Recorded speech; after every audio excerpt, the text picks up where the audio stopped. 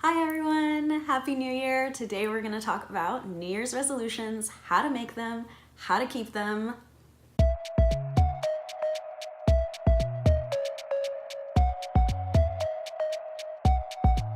So you might be wondering, Jessica, why exactly are you an expert in New Year's resolutions?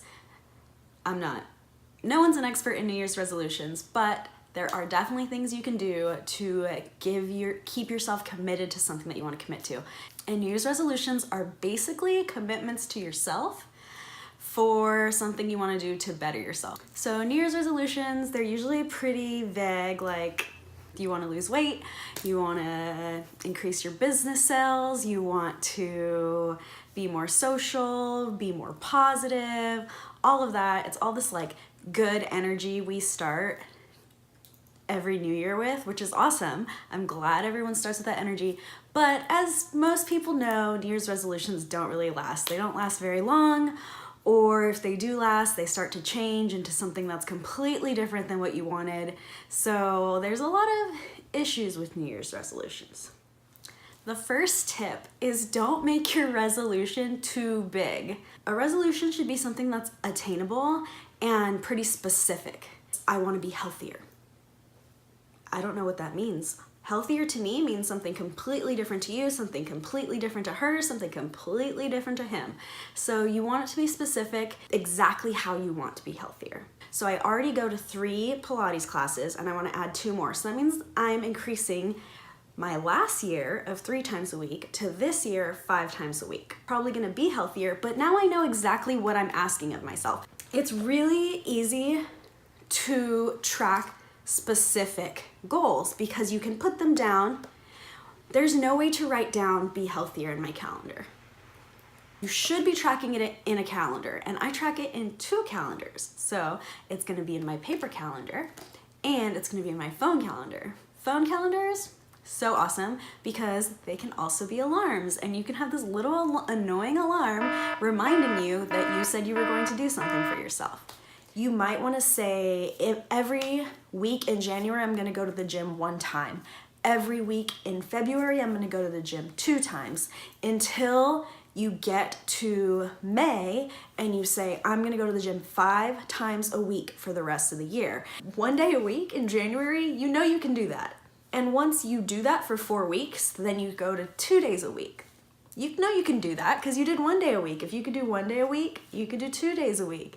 And then it goes on and on and on until you are going to the gym 5 days a week, which is helping you reach your goal. Do the process properly and start small and work your way up to what you really want. You will have a greater chance of success. I guarantee it. So now we know how to make them. How do we keep them? Number 1 thing, get yourself a calendar. I know that I'm going to be out of town, out of the country actually, for 2 weeks, once in March and once in April. And I already wrote a little note that says I have a free pass those 2 weeks. So I'm not gonna go to the gym 10 times in those 2 weeks. You have to give yourself little free passes in your life too. You can't be so strict on your goal that if I was that strict, I would get to that week and be like, this is impossible, nobody could do this, and I would start to get down on myself. So you want to make sure you set yourself up for success. If you do it for 90% of the year, trust me, you got this. You got it. If you did it for 75% of the year, I still would say that you got it, because most people give up on their New Year's resolutions very early in the year, and whatever it is, they're just like, I messed up, so I'm just not gonna keep going. But if you already know you're gonna mess up and you already made allowances for yourself in here, it keeps you going because you're like, that's okay, I'm gonna do it next week. I was already talking about the calendars, that's how you track. But you can also track having like a bulletin board or something in your room where you can do rip or poke or X off. A lot of people are list people. There's just this sort of satisfaction of crossing something off a list when you do something daily. You can get that same satisfaction by building yourself kind of like a resolution board and crossing off every time you do something or every time you meet the goal, or if it's a certain amount of something like dollars in sales or subscribers on YouTube. You can just have this, total here and fill in when you're getting closer and closer and closer, so you can see yourself get to that goal. Visualizing and tracking are amazing tools for keeping your New Year's resolutions, because as you see yourself get closer and closer, it motivates you. There are some places that have, those big temperature things, donations they're trying to get, or sales or whatever they're trying to get, and they have, what is that temperature thing called? I swear I'm smart. Thermometers. They have this thermometer and they fill it in.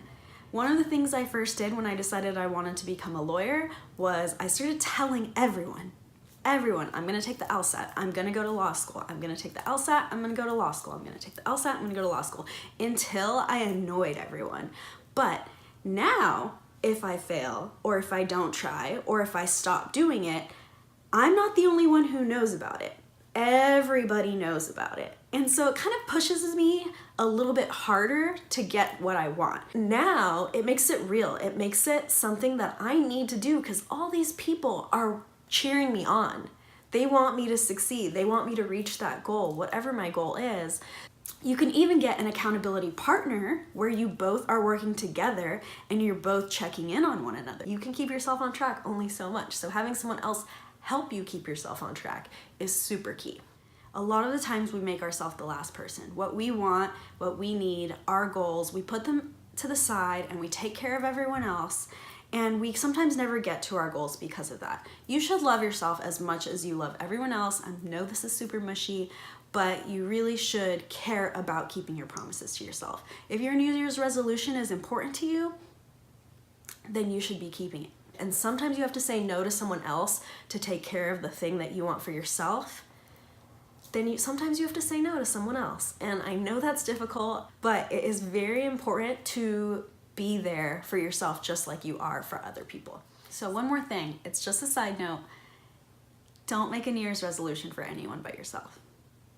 If you don't care about being healthier, don't make that your New Year's resolution. If you don't care about losing weight, then don't.